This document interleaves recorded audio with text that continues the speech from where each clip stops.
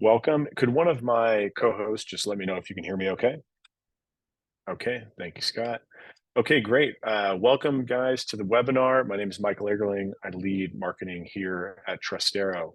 We are here to talk about using AI to speed up SOC 2 today. Let's go over a couple of housekeeping things. Our chat is enabled. Our Q&A is enabled, and we have four smart people and me here to answer questions, anything that comes up for you guys. If we don't get to your question during the webinar, or if you think of it afterwards, feel free to email us. If we don't get to it during the webinar, we usually do. If we don't get to it, we will email the answer to you afterwards. But we definitely encourage you guys to ask questions. We leave a lot of space and time open to get those answered live. So far, there's been nothing that we don't want to answer live, so challenge us, throw some interesting stuff out there, and we'll try to answer it as best we can. We also have our full group of experts on the line today, so we should be able to answer almost any question. We have chat open, and we did this last time. We thought this was pretty fun. If everyone wants to kind of sound off while we're getting ready, let us know who you are, where you're from, and then we also had a great question that we want to ask. What's everybody's most painful or least favorite part about the SOC 2 process? We didn't get into this business because we thought SOC 2 was a lot of fun. We got into this business because we thought it could be less painful. And so if there's a painful part of SOC 2 preparation or auditing or something that you don't like, we want to hear about it. So throw some stuff in the chat as we're getting ready. And let's see, our chat is on and we're ready to go. So with that, I'm going to introduce our panel here and who's going to be working with us today. So we have Jenna Martin on the far left in the bottom there, who's our head of customer success. We have MJ Raber, who's our head of GRC, Nick Martin, who leads product, myself, Michael, and Scott Knufer, who leads go-to-market and operations. Nick, get ready because I'm going to hand off to you in a second. But before we do, this is the outline for how we're going to present the SOC 2 process today. This is our compliance roadmap. It's just a screenshot of what our product looks like. We break down the SOC 2 process into 5 steps. And within some of those steps, there are significant AI functions, AI jobs to be done where we're saving a lot of time. And then there's some where there are. So like in something like in the handling document requests, there really isn't an AI functionality there, but there are several in the prepare content phase and in the operationalize phase. But then the reason audit readiness is circled or highlighted at the end is this is where all the magic happens. This is where the most impact comes from Trustero and AI. So stick around till the end of the webinar to make sure you see that. We're also giving away some AirPod Pros at the end of this webinar, but you got to be on the webinar. We're going to take a screenshot of who's there at the end. And if you make it to the end, we'll do a little drawing. And then in the email that we send out later, we'll let you know who won those pros. So stick around to the end. That's where all the best stuff is. That's where your questions will get answered. We'll answer the most questions, but do ask them as we go. Okay, Nick, with that, do you want to take it away and start guiding us through this outline of how AI can save time during the SOC 2 process? Sure, happy to. So let me get sharing going.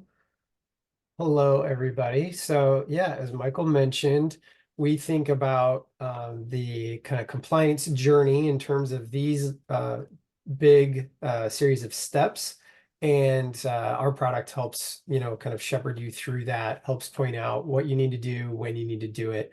And we'll be going into a few examples of specific things that AI does to kind of boost you through the various steps here. And then one other just sort of table setting item for y'all. We're looking at a demo account here. This account has been set up with SOC 2 controls and policies. And so that's kind of the backdrop for the examples that we'll be showing you guys today.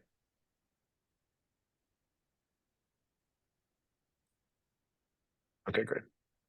So Nick, let's start talking about initial scoping.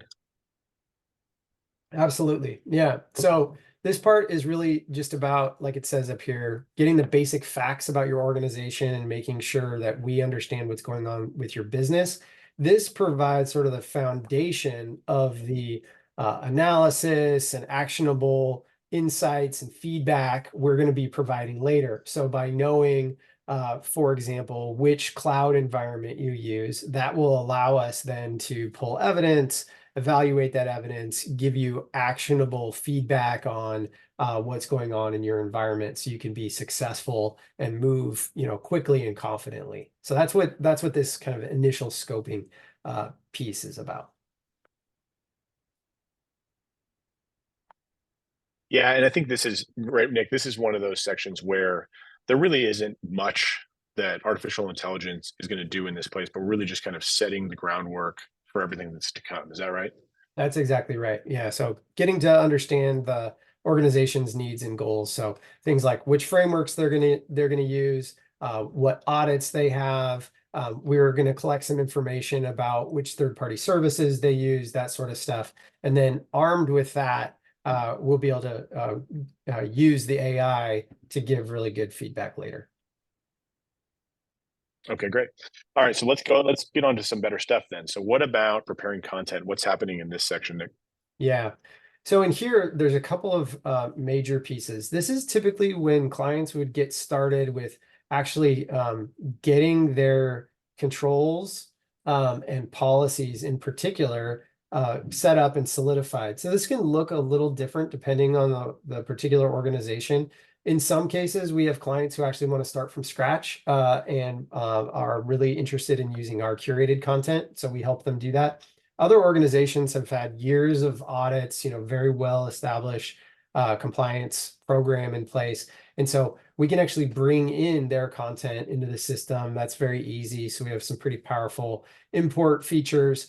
And then once in here, we're looking to make sure that there's some, basic kind of connective tissue set up. So, does it control link up to a policy? Does it link up to a compliance framework? That sort of thing.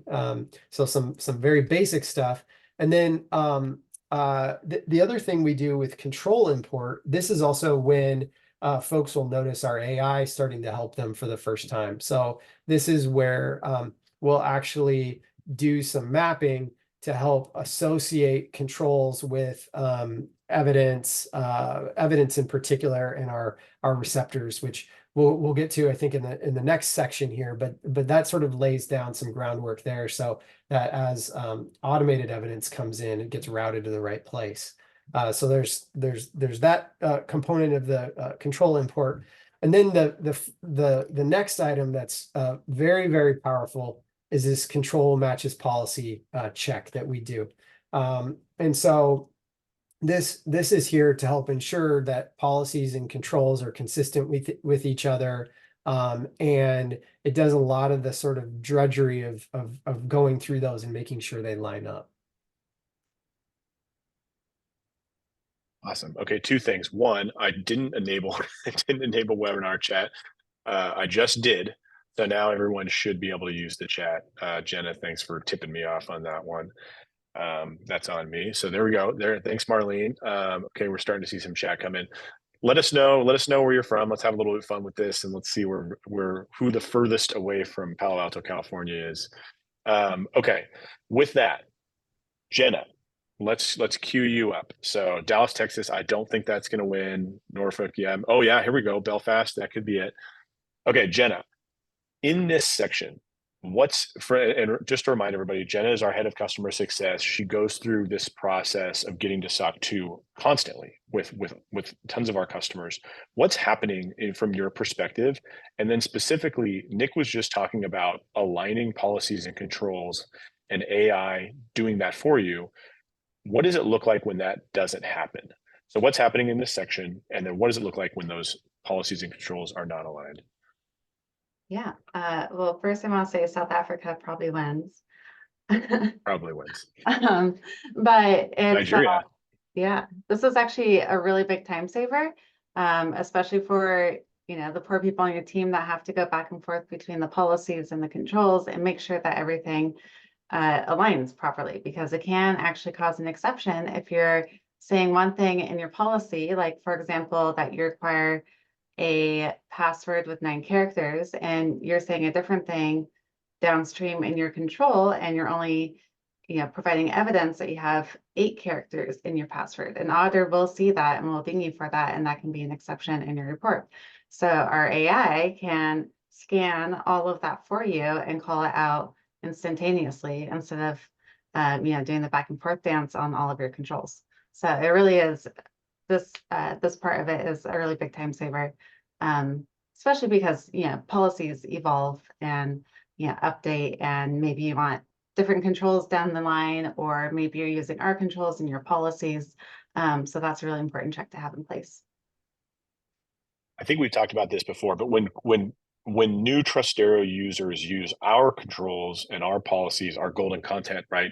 It's unlike, like, there won't be any mismatches, at least in the beginning, before everything changes. But do you see this a lot when you have more experienced teams coming in and they've done framework compliance a lot in the past? Do you find that they have some mismatches that get spotted here?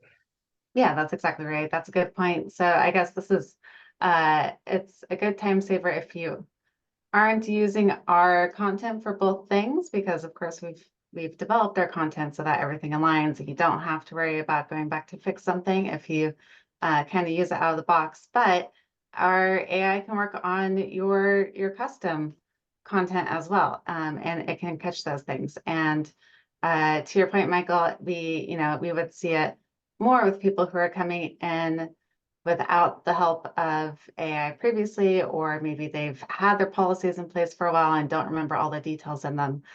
So it's really a good check to have. Awesome. Great. Thanks for elaborating on that, Jenna. So let's go back to Nick. So Nick, go ahead and keep going down the path and show us what else is going on with AI here. Yeah, great. So after somebody finishes that prepare content step, so now they've got, the all the words in place, right? The controls, the control text, the policy text, etc. Now, so they're talking the talk. Now it's about walking the walk. And so actually putting these things into practice, and that's what we call our operationalize step. And so in here, you're doing, again, there's a few basic things like, do all the policies and controls have an owner, but now you're also starting the process of actually making sure that you're doing some work. And this is often then when the next component of the audit scan capability comes in. So we already talked about the control matches policy. The next part is then evaluating evidence, but gathering and evaluating evidence both. So it's typically in this kind of time frame where someone would start bringing the evidence to demonstrate that they're actually doing the work, and they start using our receptors. And receptors are our evidence collection automation features. And one thing that's pretty powerful about the receptors is it doesn't just grab the evidence and kind of put it in an evidence room or a data room for you to sort through. It'll actually make sure that evidence makes it all the way out to a control, so that it can be looked at in context, evaluated in context. And then with the control, its evidence, and a policy in place, now you can also start evaluating whether the control is operating effectively, which at the end of the day is what you want. So I've got an example here of an encryption of data at rest control that kind of shows how this works pretty nicely. So here you're seeing evidence that's been collected from a Amazon Web Services receptor. And you can see this control is about making sure that data that you have stored is securely encrypted. And so these are different data stores. And if we're, say, gonna crack open one of these pieces of evidence, we can see that in this case, so S3 is object store, you can see the particular buckets, and then you can see the encryption information. So what's going on with this particular piece of or this particular S3 bucket in this case. And so we're collecting that evidence, we're bringing it in, we're associating it with the control. And then at this point, you can actually then evaluate how it's performing. And so we talked before about control matches policy. Previous view I showed y'all is just a very rolled up, simple, concise green check mark. Well, for all of these checks, the AI actually provides very detailed feedback about either why it reached the conclusion that things are going well, or why something's missing and what you can do to cover that. And so here's the sort of the expansion on the control matches policy. In the case of the evidence ones, though, we have a couple of other checks that we do. So the first one is, is there enough evidence present for us to evaluate? And so we call that our completeness check, making sure that we've got all the relevant evidence we're going to need, so that when we do the evaluation, it's complete and thorough. And then the next one is what we call our spot check. And that's actually looking at the individual pieces of evidence and making sure they are showing that the right things are happening. And so for both of these, there's some pretty interesting stuff in here. So remember, on the evidence, we collected AWS EFS, S3, and DynamoDB. And indeed, that's what this is saying here. So the provided evidence includes this stuff. And in a very detailed fashion here, it's saying it's sufficient. You've got what you need. So you can read all this if you want to, or you can just say green check. And then on spot check, it's actually going to go in and evaluate the contents of that evidence it's collected. And so in this particular bit of feedback, it's saying the collective evidence provided, which includes all these things, all show that encryption is enabled, which is exactly what you want to see in order to prove that this control is operating effectively. So this is a pretty typical path that someone would take as they're operationalizing the control. They start doing the work, collect the evidence, and then use audit scan to make sure that it's actually looking good. Awesome. Thank you, Nick. Hey, Jen, I want to go back to you for a second. What does it look like? What does it look like when we have clients that come in that didn't have automatic control mapping before? I want to keep coming back to time savings because that was promised in this session. And so I think sometime we talk about AI features in Trustero, and I think it's hard to tell without looking at situation A preview, like without AI, and situation B and explaining it carefully. It's hard to tell how much time could be saved, but I want you to tell us a little bit about like what it looks like to actually go and manually collect evidence, or to do kind of like a half measure of evidence mapping and automation. What does it look like for the most part when a client comes in kind of from a manual process? Yeah, I mean, honestly, it kind of looks like a mess sometimes, because they're collecting everything they think they need, but maybe it doesn't have all the components an auditor will look for, and maybe it's out of date and they haven't gone back to check it in a while, or maybe they're trying to associate a certain export to one control when really it belongs in another one, and that's just the mess that they'll need to clean up with their auditor down the road. So I've seen companies come in who've tried to do it on their own, and they finally just give up and throw their hands up and ask us to help them. So with the automatic mapping into the controls, we, especially with our automatic evidence that comes in from the receptors, we already know what pieces of evidence need to go into which controls, and then within the automatic evidence, we're pulling in exactly the fields that the auditor will need to see. So it is a time saver, and you don't have to remember to constantly update it because we'll do that for you. Awesome. Okay, now let's call on MJ. MJ is our head of GRC. He is our foremost expert on that topic here at Trustero. So MJ, this block of text that is on the screen, I think this kind of gets overlooked sometimes, or at least just maybe not given the credit it deserves. Why is this block of text that Nick has partially highlighted here, why is this such a valuable thing? Like, why is this so important? The reason why it's valuable to our actual client and users, there's two different scenarios. And I know the example Nick is showing here is if it's green and it's passed, it is showing you exactly what the piece of evidence is that the user provided, what it looked like, what it looked at, and what the conclusion was.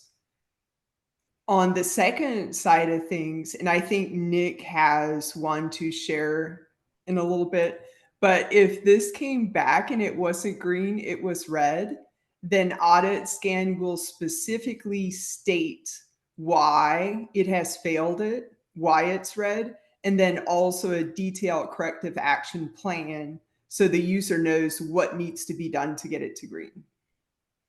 Why don't we show that? Yeah, Nick, can you show us what it looks like when we don't have a pristine environment here? We have some issues with some controls. Yeah. So this is actually a good one to share. This is NS04, and we're in our demo_2 account. And this actually caught this one for me. So what you can go down and to it. So what it essentially caught here is what we were using for our actual dummy data for demo_2 account that Nick and Scott consistently use to provide exactly what we're doing for the webinar.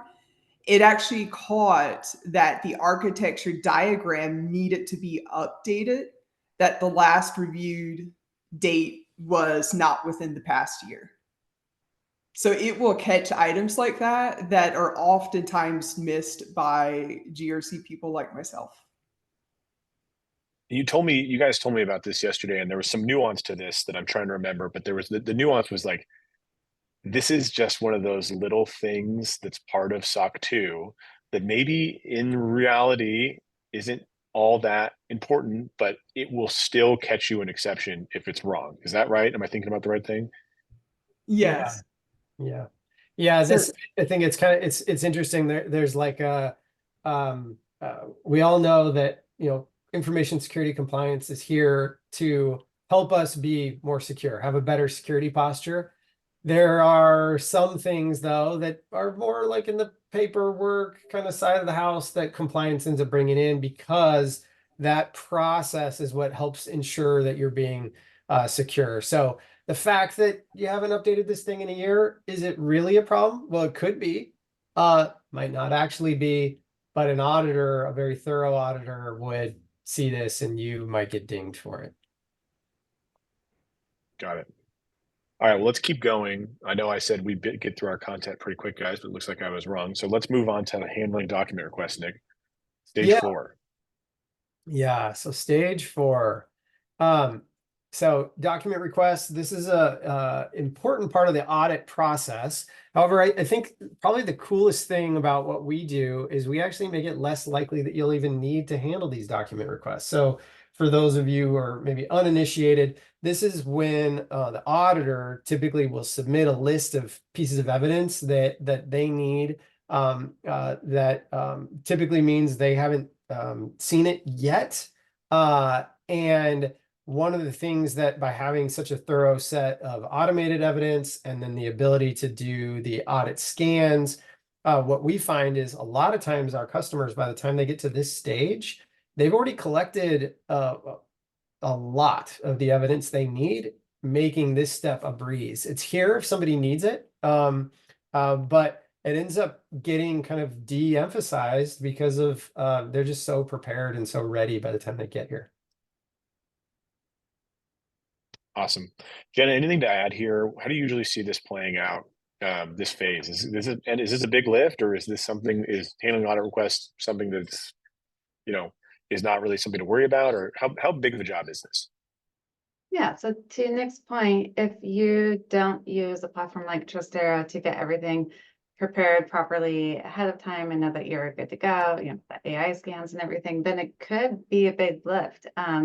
If you are going about it, on your own, then this is probably going to be the biggest lift of the entire process, because you'll get to this stage when the auditor is actually looking at all your evidence and is requesting things they couldn't find or things they need to see differently.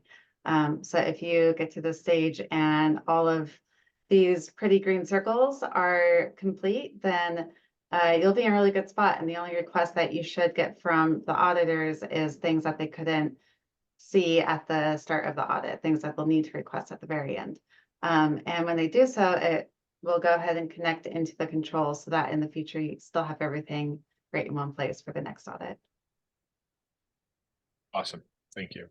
Okay, Nick, back to you. Let's talk about our final and most important phase in SOC 2 prep, and where Trustero really shines. Yeah, absolutely. So we've taken a nice look at kind of in the micro scale at a couple of controls up close, right? So we took a look at an encryption control, and we took a look at a network security control, and saw how, both what the good and the not so good looks like.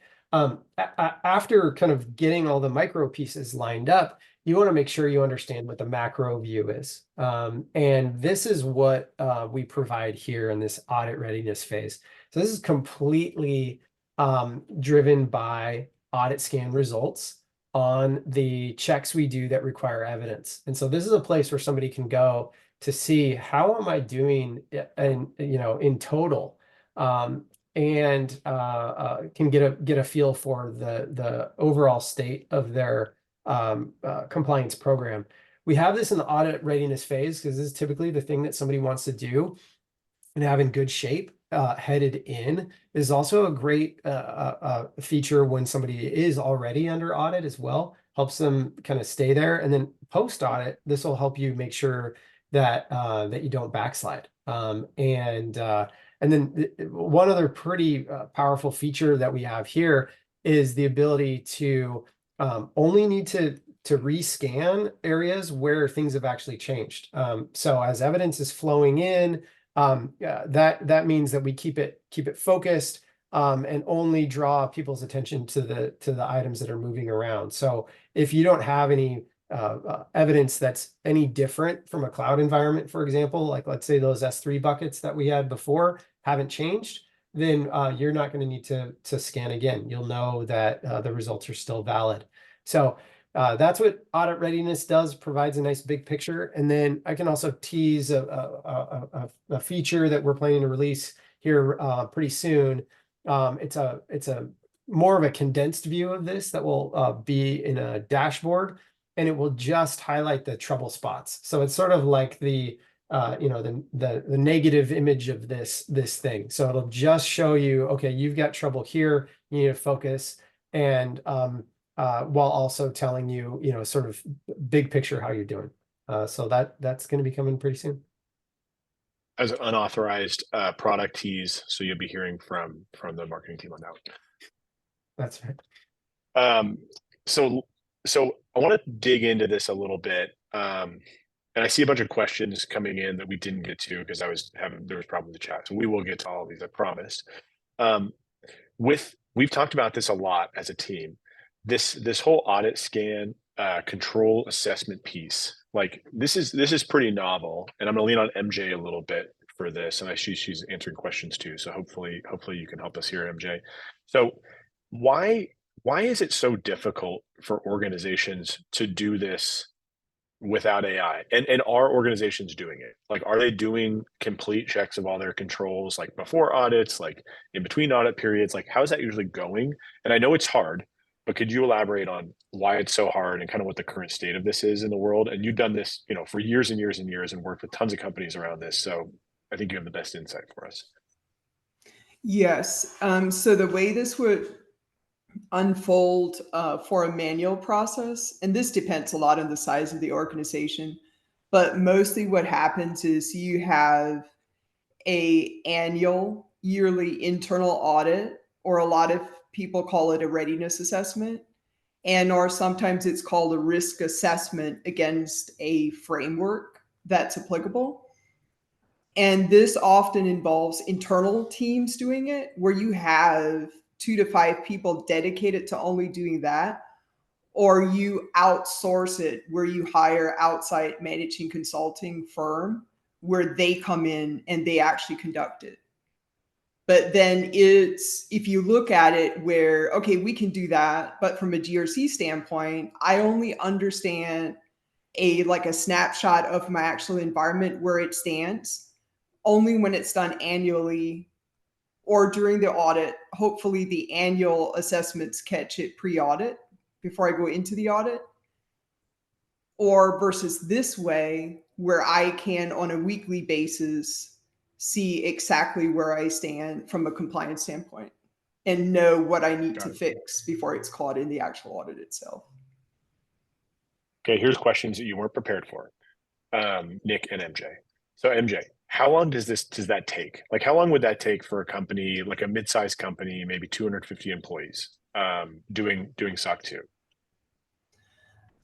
So if it was a larger organization on the managing consulting side, when I used to do it, we would, based on the size of the company, it would be anywhere from 4 to 6 weeks, or sometimes like a 3 months process. And you were not, and your time was not cheap. No, Right. it's not. It's very costly.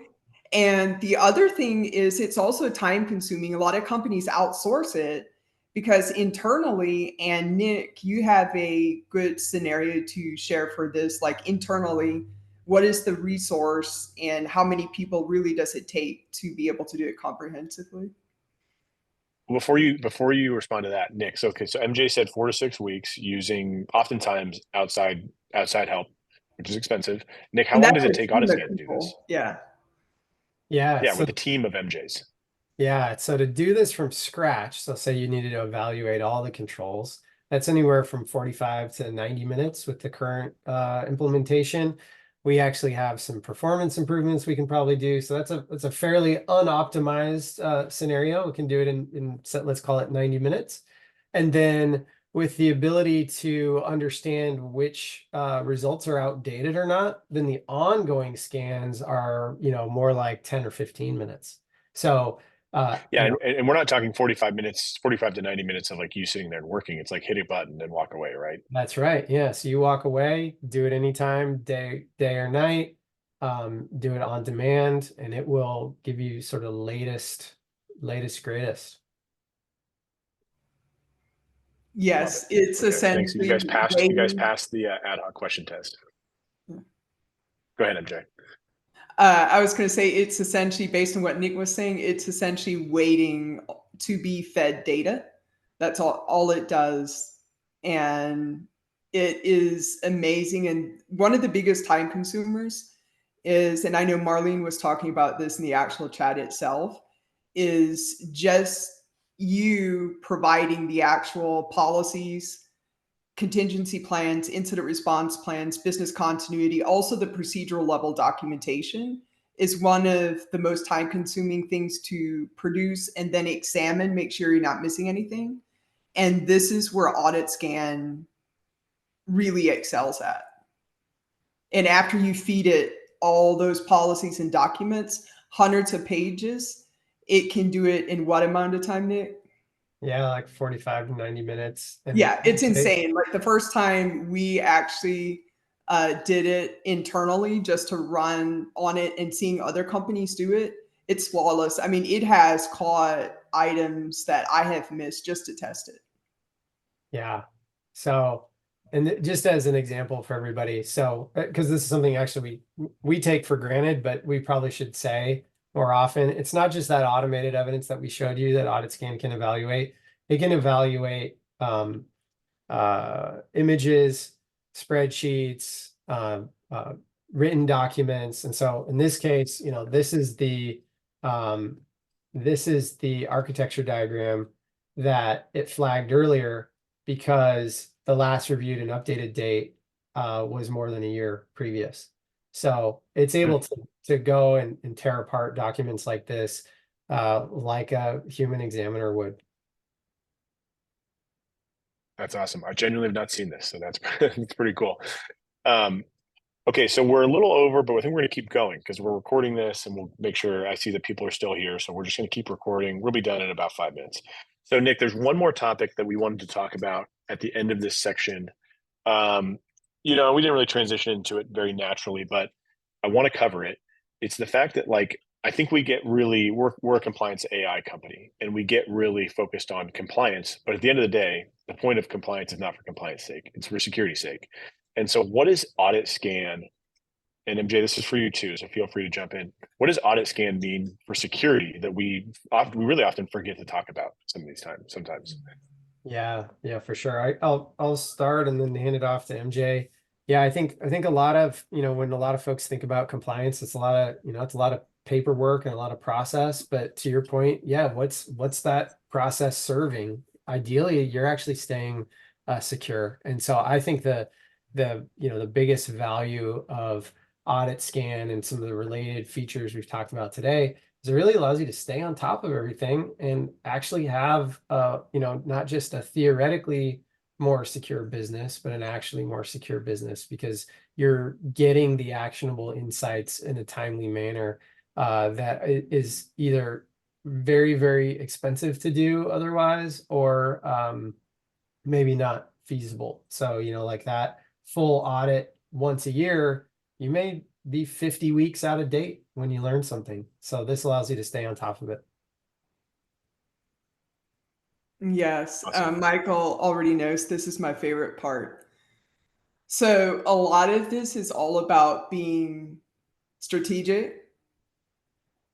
So if you have a strategically curated set of controls that are effectively addressing your applicable threats to your environment, while also meeting your framework compliance requirements,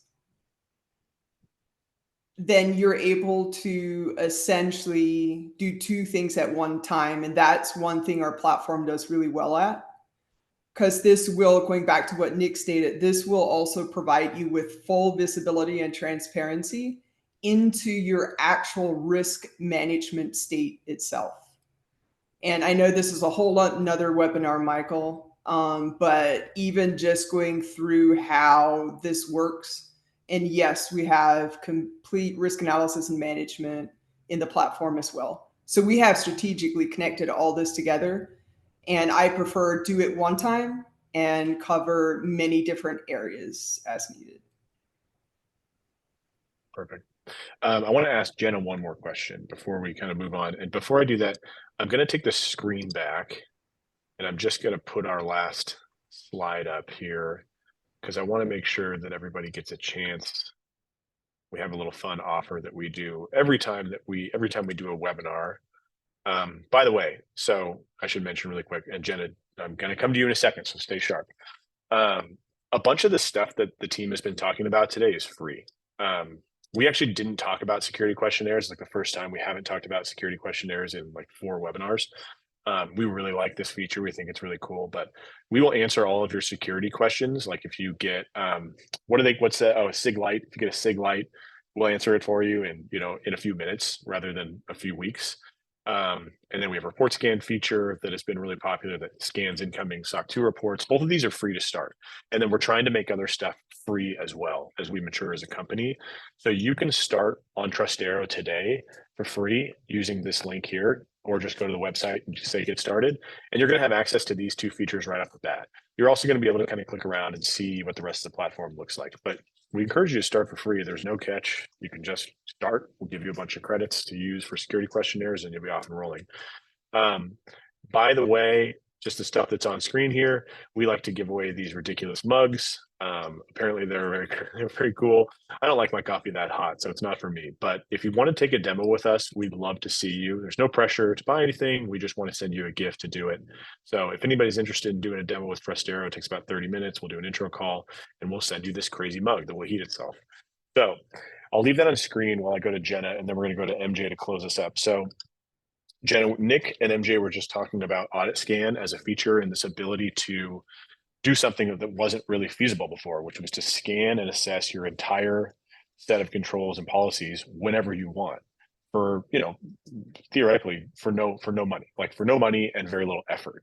Once you have this set up, we're starting to see some interesting things with our clients. And I know you have a cool story about one of them. Don't mention their name because we just don't want to do that. We don't give any of their information out, but like, how are they using Audit Scan differently than we would have expected? How often are they using it? What are they using it to do? Yeah, they have actually been, to me, really fun to watch because as our AI features come out or keep improving, they use them. So they, the ones I'm thinking of probably use our AI features the most out of anyone else. And they've been able to, by running a whole bunch of AI scans, get themselves to a nearly audit-ready state in about 2 months of consistent work. they came in with their own policies that they were willing to update. They hadn't, updated them in a while. So they came in with their own policies, used our controls, did the scans to see, okay, we know we need to do the things in this control. Oh, it looks like we don't have the right wording in our policy that supports that. And so they, fixed their policy, and then look to see, oh, do I have all the items uploaded into this control that I need? Oh, no, I need this other document. I missed that in the guidance. And then the third scan, of course, is, does everything look good? And they keep running those until all the checks are green. And I've been mostly hands off. I'll help them through some AI feedback, but they're less reliant on the humans on their team and on me as a human to guide them through. And it's mostly just relying on their AI. And it's been really impressive to see what they've done. That's super cool. I love that story.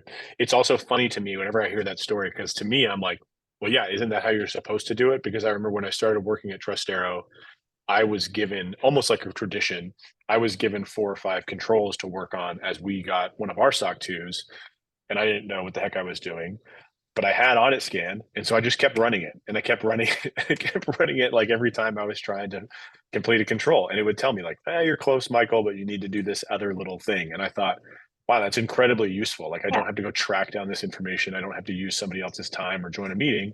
I can handle this, like, even though I have no idea what I'm doing. Exactly. That's a huge part of our value. I think, AI is still kind of new and people are still a little nervous about it. So not everyone has gone full in. But we have both options. We have me to help you through it, and we have the AI to give you more detailed guidance. So either way. I think there's a nice dovetail into some MJ Raver closing thoughts about AI in SOC 2 and framework compliance and GRC in general. So MJ, I know you're going to close us out. Take your time and tell us what your thoughts are to end this webinar. Thank you, Michael. Absolutely. I think what I want everybody to do is just take a moment and think about this. And I know you've probably heard it if you've been on LinkedIn at all, is the key thing is AI won't replace humans, but humans that use AI will replace humans that don't. And then I know, as Michael and Nick and everybody else has shared, is Audit Scan is really a co-pilot. And it exists to be able to augment GRC teams and their expertise so that you don't work on items that are not redundant and time consuming. As you have listened to the actual webinar itself as well, what you will see, what we're focused on is all the areas and the process and the whole journey you go through to get you audit ready or doing a readiness assessment. Is what we're doing is automating all the redundant and time consuming tasks. So what does this mean in practice when you look at it?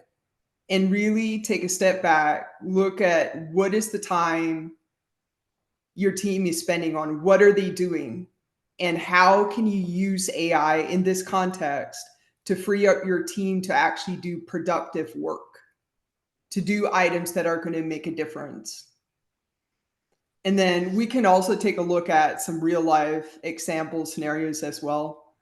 And Michael, do you want me to dive into security questionnaires and some of the other items we had discussed earlier as well? Yeah, take your time. I know if people are going to jump to meetings, I think they're gonna do so, but we still have a bunch of people online. Okay. So we're through our content. MJ, you can take all day if you want. Okay, thank you. One of the actual biggest things that I've heard in my peer group on LinkedIn and even getting together here in Atlanta in the actual conferences, one of the biggest thing is security questionnaires. They overlap. It's the same question over and over. And what our platform really allows you to do is complete that security questionnaire one time or upload all your policies. Like, let our Audit Scan security questionnaire, Copilot AI, give it all the information it needs, like we discussed earlier, It's waiting for you to feed it data so it can help you. And then what you do is just upload the actual security questionnaires into the platform, and it spits out the answers to those. I remember the thing first know, time I watched you do that, MJ, and you said, "Oh, this answered better than I could," which I thought was a very humble and unexpected thing for you to say. well, I expected it to, Michael. Behind the scenes, I have tried to teach it. And that's the other one of the things. And I really share with people who are reluctant with like AI, what is it? I'm not sure. Like, I want to feel okay with it. And Jenna has heard me share this as well, is really when we first started out, we had to start somewhere where we essentially, he or she, it was an actual toddler, and we had to get it to the point to take the AI and actually teach it, give it context and guardrails, and teach it to be an analyst. So we took the AI through high school, graduated from college. We had to be careful before we actually turned the AI loose, but it's the exact same process. We're empty nesters. We're empty nesters here now. Do what? We're empty nesters now because our AI arrow is through college, and it doesn't want to call us at the moment. Yes, absolutely. So yes, so my expectations were pretty high at that point, Michael. So it does do really well on the actual responses that it does. But what I'm most excited about is that it can do the very time consuming yearly audits, annual audits effectively on a weekly basis versus having to wait and only know the compliance state, essentially the snapshot of your environment, on an annual basis. Because what always terrifies me, and I know others in the GRC space, is you don't know what you don't know. Like, I don't know unless I ask, is all my data at rest encrypted? With this platform and with this technology, I can see that on a daily basis. Very cool. Very cool. Yeah, and I think that's kind of... Thank you for that. Go ahead. Yep. Go ahead. No, I was just going to say that's the main thing I had in closing. Really, what I wanted to close out with is Audit Scan really is for those individuals who want a clear snapshot of their actual environment at any time, not once or twice a year. And then the other thing too is, in addition to not having to do the mad scramble a couple months prior to the auditor showing up, that is not a fun scenario to be in. Yeah. Excellent thoughts, MJ. Appreciate that. We should mention, I feel like we neglected to mention this. Everything we do at Trustero is meant to be, I don't like to overuse the word a la carte, but like we don't necessarily fit into the space that everyone knows about when it comes to compliance technology and SaaS for compliance. We have a lot of customers that just use our audit scan. Like, that's all they use us for. We have some customers that only use us for questionnaire. In fact, questionnaire is a free product. So we have lots of customers that are just using us for questionnaire. So I don't want anybody to be worried about, like, to have this concept of like, well, I can't go out and try Trustero because I already have this big platform that I love, or I already have this series of manual projects or programs that I'm running and everything's in Excel. Give it a shot. Like, call us up. We'll set up a POC for you. We'll set up a trial for you. This can be a layer on top of that. This can be the thing that can enable you to do weekly assessments, monthly assessments, or maybe just annual assessments. It doesn't necessarily replace stuff. It can be very additive to your stack and an easy thing to implement. So we want to hear from you. We want to present you guys creative solutions. So yeah, go ahead. I don't know if you're up to date in the chat, but I think Nick was going to talk a little bit about how we put guardrails in place for our AI responses. Yeah. Oh yeah, sure. Nick, go ahead. Yeah, I'd be happy to do that. And also building on what you said, Michael, our platform can be used in a very complementary role. And then we're also adding more features to make that even easier than it already is. So so definitely it does not have to be all or nothing. It can be very complementary. On the question that Tim asked, and I saw that Marlene gave it a +1. Yeah, super important question. I think it's basically what's the information security and privacy implications of the AI that we use, and how are we doing things to ensure that? And so this is a question that comes up quite a lot. And so I'll kind of go through a few aspects of it. So, first of all, obviously we take data security super seriously. We have our own SOC 2, obviously, so that can help. So you don't have to take our word from it from our demo that we're encrypting things. You can go read it in the SOC 2 report for yourself if you would like to. So we're following information security best practices in general to protect your data. So that applies to all the documents, the evidence, that sort of thing. We also make it a goal. We're here to solve compliance problems primarily, and security problems. We're not here to suck up all the data that you've got in your environment. So when it comes to our automation, the type of evidence that we collect is typically metadata. So just as an example, most SOC 2 setups have a control for doing background checks. The control is a background check must be conducted. And so that's what we check for. We don't want the actual results of the background check. We won't collect it. If you upload it to us, that's fine. We will keep it, we'll store it securely.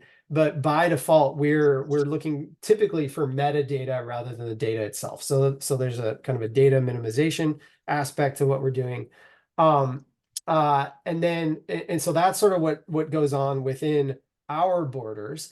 And then we do rely on a large language model provider to help us, do some of the AI powered work that we do. And when we're interfacing with them, we also rely on providers that have their own SOC 2. So they're, we've got assurance there in terms of their practices. And then we also use those in forgetful mode, for lack of a better word. So I know there were some very prominent stories years ago about a year ago, I think, especially as Chat GPT was becoming really popular, about proprietary information, making it back into the large language models. So we use models in a way that they will not retain any information we share with them. We also do a bunch of the way that our system works. So each of these features that you're seeing here is typically, like, the way we will rely on large language model is using many discrete kind of requests to those. So it's not, we don't dump everything in and say, give me the answer. Instead, there's a very focused approach that's taken. So they're not retaining the data, but even if they did, in many ways, it's effectively it's chopped into so many small pieces that there's very little of that would be attributable back to an organization anyway. So through all of those, so there's sort of kind of all of those layers to our information security and privacy approach to the data, and how we use it with the large language model providers. So hopefully that answers the question. And then I know Scott also said he'd be happy to meet and discuss with anybody who wants to talk about it. And same here, I'd be happy to be part of that conversation. And if there's any concerns there, happy to talk to you about it. So I want to take a second, Nick. So for any of our audience from a GRC standpoint, exactly what Nick stated. Oh, Tim gave you a thumbs up. Okay, good. I was going to put it into a nutshell from a GRC standpoint. We have our own connection to behind the scenes with the LLM model that we do utilize. And we have made them go through the due diligence of ensuring they have assurance report, so we can trust them. So yeah, we have made sure that everything's set up. The other important thing to point out to give you guys confidence and assurance is we have actually included the trust service criteria processing integrity for our SOC 2 Type 2 audit. So we are not just doing the bare minimum. I am ensuring on this side that we have our bases covered so your data is secure. And then also I wanted to touch one more item is I know somebody had asked about the actual guardrails. That's part of essentially at a very high level training the AI that we utilize. And part of that training is to ensure that it stays laser focused specifically per control for what the actual context is. And that's a lot of curating on the back end with the actual prompts we insert to ensure that the output is what is needed. Cool. Thanks, everybody. Thanks for sticking around to answer those questions, team. If you have other questions, book a demo with us. We'll tell you everything that you want to know. We're all going to take off. I'm going to leave this on the screen for a couple minutes. Thanks for joining. Can't wait to see everybody at the next one of these. Thanks so much.